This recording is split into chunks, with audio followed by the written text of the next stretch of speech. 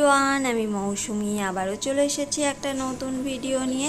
তা প্রথমেই দেখতে পেলে একটা পুতুল মতো, তারপরে ড্রয়িং। হ্যাঁ, এখন আমরা রেডি হয়ে গেছি, রেডি টেডি হয়ে যাব বাবুর ড্রয়িংয়ে। যেহেতু আজকে রবিবার মানেই বাবুর ড্রয়িং থাকে। সকাল থেকে অনেক কাজ তো থাকেই, তারপরে বিকেলবেলাতে আবার বাবুকে নিয়ে ড্রয়িং যাওয়া।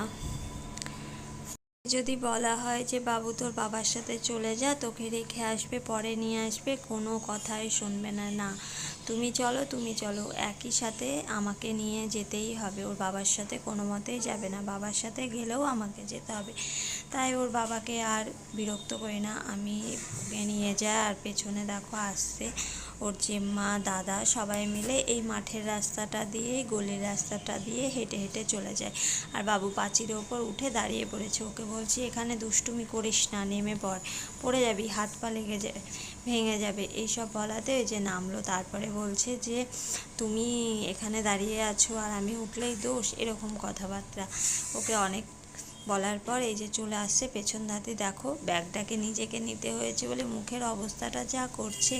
আর বলতে বলতে চলে এসেছি বাবুর ড্রয়িং ক্লাসে। এই যে দেখো অনেকেই চলে এসেছে, আমরা একটু লেটে এসেছি, অনেকের হয়েও গেছে। তারপরে স্যার বাবুকে এই যে ফুলদানিটা আঁকতে দিয়েছে, ওটা আঁকা শুরু করে দিয়েছে। বাবু প্রথমে বুঝতে পারছিল না, তারপরে দেখে দেখে দেখো বেশ ভালো করছে। স্যার তো বলেছে খুব সুন্দর হয়েছে। আর আজকে আমাকেও বেশি ঝামেলা বকাবকি কোনো কিছুই করতে হয়নি, এক চান্সে করে ফেলেছে।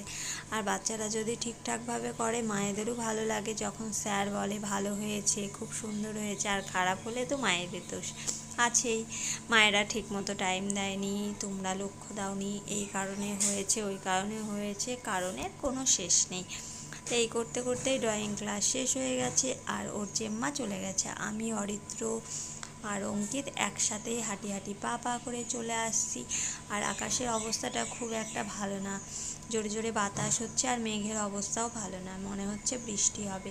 শোরুমের পাশে দেখো একটা কার্টুন মতো রোবট মতো টাঙিয়েছে, সবাই দাঁড়িয়ে আছে। কী জিনিস বুঝতে পারলাম না, কিন্তু দূর থেকে দেখছিলাম, একটু ভিডিও ক্যাপচারও করে নিলাম। আর রাস্তাতে আজকে একটু ভিড়টা বেশি, কারণটা বলতে পারছি না, কিন্তু প্রচণ্ড ভিড়।